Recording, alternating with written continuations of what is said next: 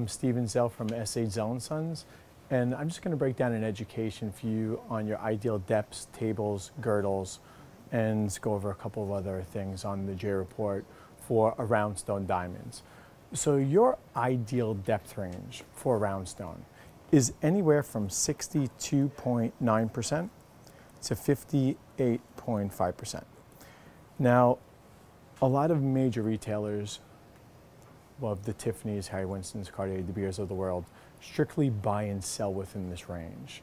So when you're buying a round stone diamond, as long as your diamond falls within this depth range, which I'll explain how we get to these numbers and everything, you can never get hurt buying a round stone diamond. So basically what they do is they take the diameter of every single possible cross points of the round stone diamonds. And what they do is they calibrate it right up here on this J report underneath the measurements. So this is 6.95 by 7.04. So basically what they do is they take the cross points of every single possible cross point of the circumference of the stone and they calibrate it right up top. So basically what we're doing is we're taking 6.95 plus 7.04, which equals 13.99. You divide that by 2, which equals 6.995, which is the average of the circumference. And what we're doing is we're taking the depth in millimeters, which is 4.32, and dividing it by the average of 6.995. So we take 4.32 divided by 6.995, which equals 61.75%. So they keep this diagram at 61.7%.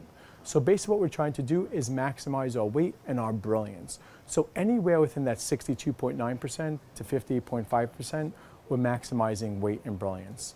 So when we're within this depth range, we're guaranteeing that your 1 carat stone or whatever weight it is, looks its carat weight. So anywhere from 62.9 to 58.5, light enters into the diamonds, it reflects off the pavilion, back up to the top of your total white light return. When the crown facets, these are all your crown facets right over here. When they reflect off the pavilion main facets, these are your pavilion main facets right over here. So when everything reflects off each other, you have a proper even knit of brilliance. And when the crown reflects off the pavilion, you have the overall knit of brilliance and you maximize your size.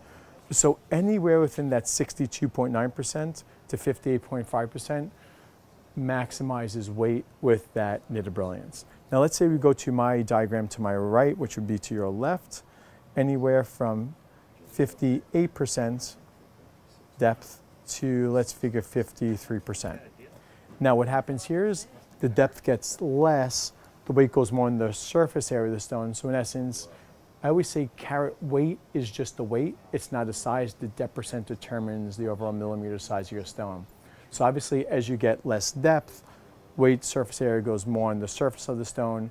So in essence, it'll look bigger. But now what happens here is you still have that white light return, but now due to the angle of the pavilion, a light refracts out, as opposed to here, this angle, you have the white light return. So now when the crown reflects off the pavilion, everything's reflecting at more of a elongated of an angle. So in essence, definitely too shallow. Even though you're gaining more size, you're starting to lose a ton of brilliance. So rule of thumb, 58.5% should be the least amount of depth that you should go to maximize brilliance. Now let's say go to the other range. Let's figure from 63%, let's figure 67 plus %. So now you have the total opposite of this. So now you have an extremely tight knit of brilliance, so it's going to be a very, very sharp stone. But the problem here is when the light enters into the diamonds, it hits at a certain realm, causing all this extra weight to be wasted weight. So the diamonds will look smaller and it's going to look darker. In your middle diagram, you have that total white light return. It looks like there's a light bulb in the stone, so it's going to look really bright. It's going to look its proper weight, and it's going to have the proper knit of facets. So it maximizes everything. So that's why it's so important to get a diamond within a certain depth range. This way it maximizes brilliance, weight, and white light return.